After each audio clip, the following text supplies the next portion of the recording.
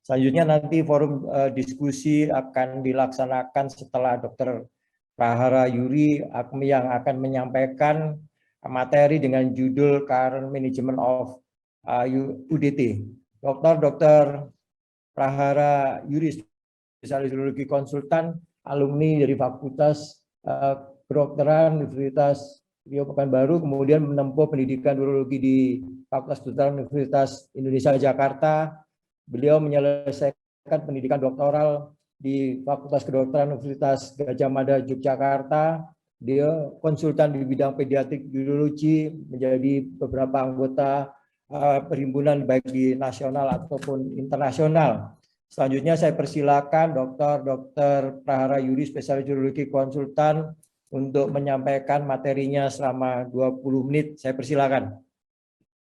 Terima kasih Dr. Besut Daryono, spesialis bedah spesialis urologi konsultan, atas perkenalannya, dan juga saya mengucapkan terima kasih kepada panitia dan juga pengurus pusat Ikatan Dokter Indonesia atas kesempatan yang telah diberikan kepada saya untuk dapat share tentang current management dari undesensus testis. Baiklah, di sini ada beberapa hal yang akan disampaikan. Yang pertama background, classification, kemudian diagnostiknya, dan kita di sini akan lebih ke manajemen karena memang how to diagnostiknya sudah dijelaskan sama guru saya, Dr. Irfan, sebelumnya dengan sangat jelas. Kemudian di sini background, memang tadi ada beberapa persentase yang mana kapan terjadinya UDT tersebut, dan pada kasus-kasus yang preterm itu memang insidensinya akan lebih tinggi. Tadi juga klasifikasi sudah dijelaskan sama Dr. Irfan, yang mana nanti manajemennya akan berbeda, apakah dia nanti palpable atau non-palpable.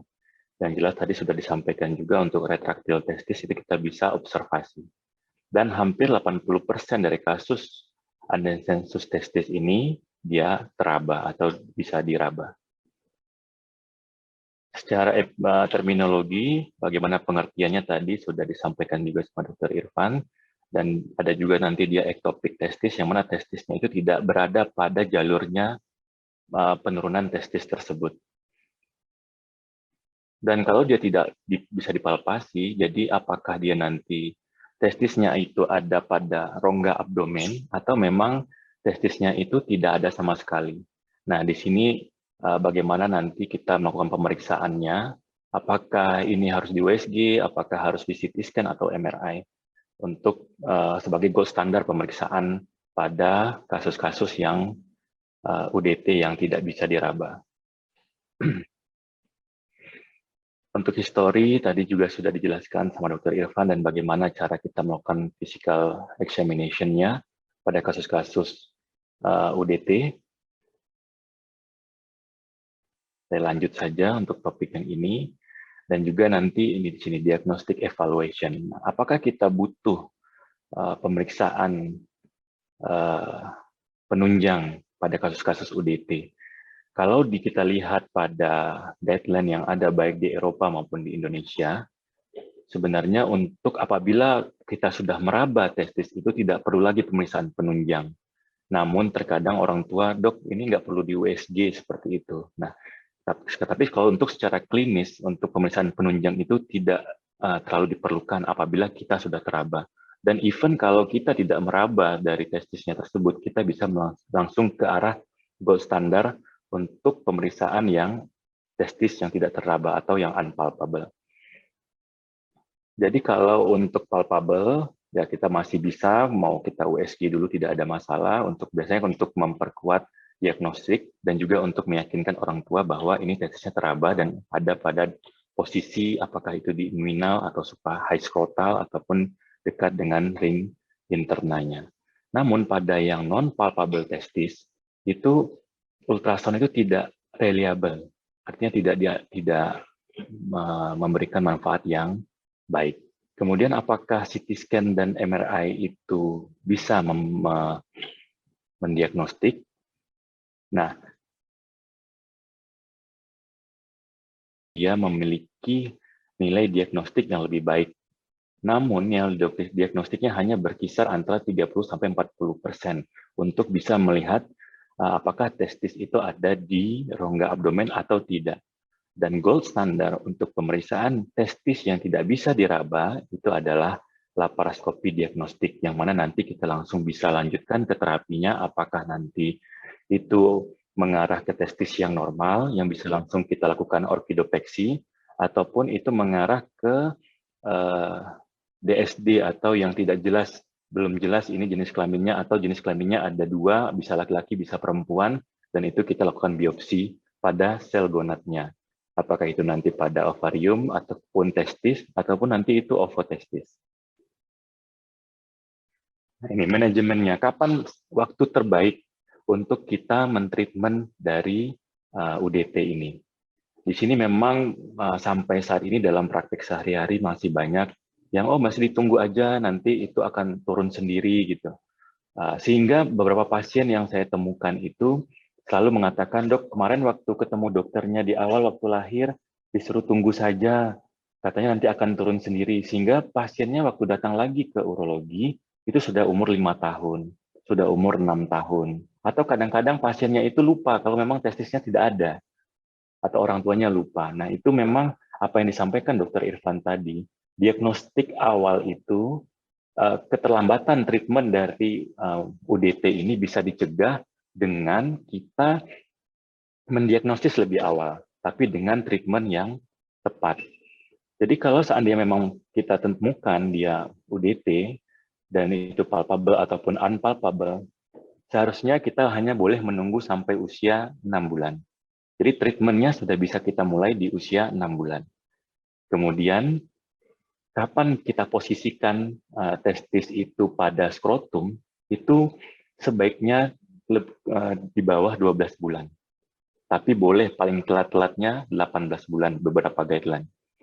Jadi golden periodnya kalau di beberapa jurnal dan juga guideline itu dikatakan 6-12 bulan. Karena untuk di atas 12 bulan sampai 18 bulan itu adalah waktu tempo yang sudah istilahnya harus hati-hati. Kalau udah lebih dari 12 bulan berarti udah merah. Kenapa timingnya ini penting? Karena itu akan mempengaruhi nanti dari perkembangan dari spermatogenesis, produksi hormon, dan juga resiko untuk terbentuknya tumor. Nah, bagaimana kalau kita terapi medikalnya? Apa yang bisa kita lakukan? Nah, kebanyakan beberapa literatur mengatakan bahwa ini bisa dikasih hormonal terapi seperti HCG ataupun gonadotropin releasing hormone untuk sebagai terapi supaya testisnya itu bisa turun. Namun di guideline yang terbaru itu, dan beberapa penelitian dilaporkan bahwa angka keberhasilannya hanya di bawah 20%. Sehingga dari European Association of Urology itu tidak merekomendasikan untuk hormonal terapi sebagai terapi medikal untuk penurunan testis. Walaupun memang dalam beberapa jurnal kita bisa masih lihat, bisa ada reportingnya, namun keberhasilannya hanya 20%. Nah, apa efek dari hormonal terapi ini terhadap fertilitas? Mungkin dia kalau setelah dilakukan tindakan orkidopeksi, terapi hormonal ini bisa untuk meningkatkan fertilitas ataupun kondisi dari testis tersebut. Pada kasus-kasus mungkin yang di manajemen dengan buserelin, yang mana akan memberikan hasil analisis semennya lebih baik daripada anak-anak yang setelah dilakukan orkidopeksi tidak dilakukan terapi. Namun, apabila kita gunakan HCG tadi sebagai terapi untuk penurunan testis, itu jadi akan berbahaya untuk perkembangan spermatogenesisnya.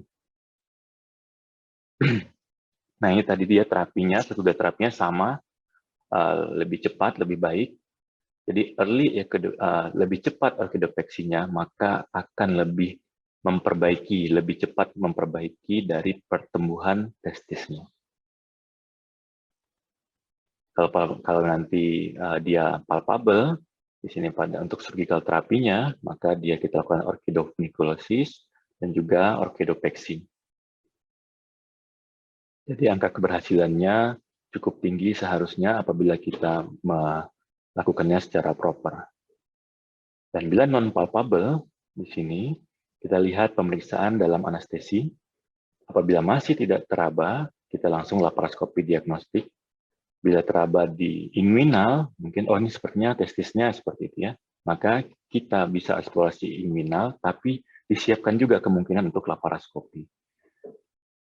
Jadi nanti ada kalau saat diagnostik laparoskopi bisa ditemukan nanti testisnya apakah di dekat ring interna, kemudian testisnya terlalu tinggi untuk diokidopeksi, apa yang kita lakukan, misalnya Stephen-Fowler prosedur, kemudian nanti apakah ada blind ending spermatic vessel, ya, jadi tidak ada ketemukan testisnya, kemudian kita lakukan inguinal exploration apabila testisnya sudah masuk dan fast different dan juga vaskulasi dari testis tersebut setelah masuk ke ring interna. Untuk komplikasinya bisa atrofi testis, kemudian testisnya ketarik lagi ke atas, kemudian trauma dari fast different. Nanti bagaimana kita mencegahnya memang tergantung tekniknya. Nah, kalau seandainya dia sudah pubertas, memang orkiektomi disarankan. Namun kita lihat lagi ada pertimbangan di situ. Fertilitasnya, ada pertimbangan lagi nanti untuk reproduksi pasiennya tersebut. Jadi memang dianjurkan untuk orkidopeksi bila satunya itu di posisi yang normal. Tapi kalau dua-duanya tidak normal, maka pertimbangan itu kita bisa lihat lagi sambil nanti dievaluasi setelah dilakukannya orkidopeksi. Jadi kalau kita lihat dari andesensus testis tersebut dengan kejadian fertilitas, itu memang faktornya banyak, bisa terjadi karena hilangnya dari germ sel pembentuk sel sperma tersebut, kemudian ketidakbagusan dari maturasi dari germ selnya, kemudian ada gangguan pada sel Leydig, kemudian terjadi fibrosis pada testicular cell-nya, dan juga timing. Nah, timing kapan kita lakukan intervensi surgikal atau pembedahan. Bila kita bandingkan unilateral versus bilateral, secara keseluruhan, baik dari guideline maupun penelitian terbaru dikatakan bahwa unilateral lebih baik dibandingkan bilateral bila kita lihat pada fertilitasnya dan juga angka paternitasnya. Jadi semakin cepat kita koreksi UDT itu, maka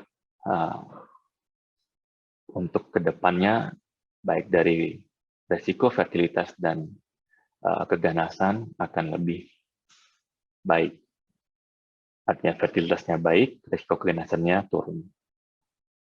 Nah, seperti ini. Jadi kalau misalnya anak laki-laki yang sudah di treatment UDT-nya, maka bisa kita sarankan untuk screening dan self-examination, jadi meraba daerah testisnya. Bila ada hal-hal yang dirasa kurang wajar, maka bisa kontrol untuk mengkonsultasikannya. Dan manajemen andesensus testis sebelum onset dari pubertas ataupun di gold standarnya itu, gold time-nya itu, maka akan menurunkan resiko dari kanker testis. Nah, di sini kita lihat bagaimana kita melakukan standar orkidopeksi. Di sini kepada kasus anak usia 9 bulan dengan palpable UDT kanan. Insisinya kita insisi minimal di daerah inguinal, bisa di daerah inguinal khasnya, di dekat lipatan. Kemudian di sini memang saya untuk membebaskan funikulusnya tidak selalu secara tumpul, sampai ke daerah gubernaculum. Kita bebaskan. Nah, setelah dibebaskan, kita bebaskan juga ke arah ring internanya.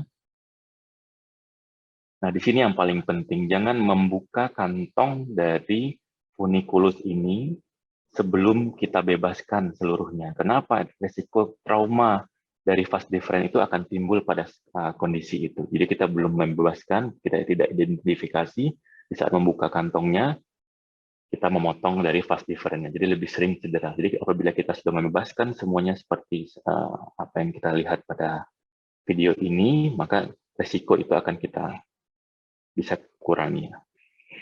Kemudian kita nilai lagi apakah ada hubungan dengan rongga abdomen, jadi ring internal dan funikulusnya. Apabila tidak ada, maka kita langsung buat dartos spots pada hemiskrotum kanan. Di sini jari sebelah kiri, di sini gunakan jari manis sepertinya ini untuk menjalurkan dari inguinal ke skrotum, dan jarinya tetap diletakkan di daerah skrotum sebagai landasan. Kemudian kita jaringan subkutisnya kita buka, kemudian itu terlihat handscoon. Nah, jadi nanti klem ditempelkan dengan handscoon dengan jari, kemudian sebagai pengarah ke arah testis di daerah inguinal. Nah, kemudian setelah dapat, kita tempatkan testis pada dartos spots yang telah kita buat. Jadi nanti dijahit pada bagian cauda epididymisnya, yang mana itu pada bagian cauda epididymis, tapi tidak pada epididymisnya, kita jahitkan ke subkutis pada daerah dartos spots yang telah kita buat tadi. Nah, berapa total fiksasinya? Kalau tidak terlalu tension, biasanya saya cukup satu saja, tapi kalau misalnya satu saja di bagian kaudanya, kemudian kalau seandainya dalam beberapa textbook boleh 2 atau 3 ditambahkan di daerah kaput epididymis, tapi di daerah sekitar situ pada kiri dan kanannya.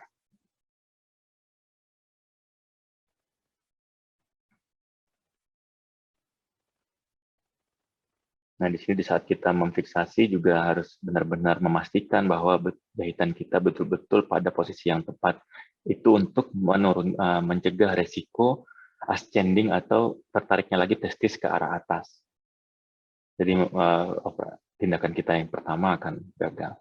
Nah, testis itu akan mendapatkan arteri ini kalau nanti dia di intraabdomen, arteri testis itu ada nomor 1 ini dari arteri testicularis, kemudian juga arteri dari cremaster, dan juga arteri dari vasal arteri ya. Nah, ini apa nanti kita gunakan di saat nanti manajemen testis yang tidak teraba. Kita lanjut. Nah, di sini kita lihat bagaimana melakukan Stephen Fowler. Ini apabila kalau kita temukan testis pada rongga abdomen. Di sini kita laparoskopi diagnostik, kemudian kita temukan testis pada rongga abdomen. Nah, pada kasus yang sebelah kanan, yang ini ditemukan ini pada adolescent, jadi remaja. Jadi remaja yang sebelah kiri, yang sebelah kanan, testisnya itu sudah atrofi sekali, kecil sekali, tidak jelas, tinggal lakukan epidektomi, tapi yang sebelah kanan masih bagus, karena tinggal 1, jadi kita putuskan untuk dilakukan orkidopeksi. Namun apa yang terjadi, di saat kita lakukan orkidopeksi, di saat kita bawa testisnya itu ke arah kanan, yang sebelah kanan ini nanti video yang normal. Ya, di sini kita lihat testisnya. Di sini yang Stephen Fowler, yang mana nanti kita akan lihatkan perbedaannya di mana.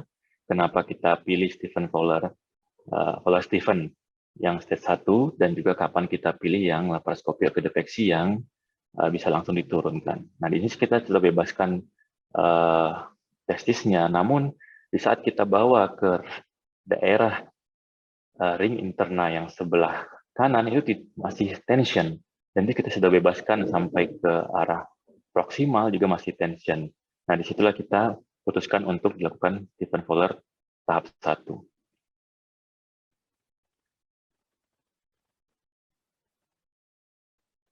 Yang mana pada Stephen Fowler tahap 1 yang kita potong adalah arteri testicularis. Dan di sini kita lihat yang standar, di saat kita bawa testisnya, yang langsung bisa kita orkidopeksi, sampai testisnya ke ring interna daerah kontralateral. Sehingga kita lakukan langsung orkidopeksi pada video yang sebelah kanan. Nah, pada video yang sebelah kiri, ini kita ligasi nanti pada arteri testikularisnya. Dan kita mengharapkan ada bantuan dari arteri yang lainnya, karena memang testis tadi ada 3 arteri utama. Arteri utamanya adalah dari testikularis, dan juga nanti dari ada vasal arteri dan juga cremaster arteri.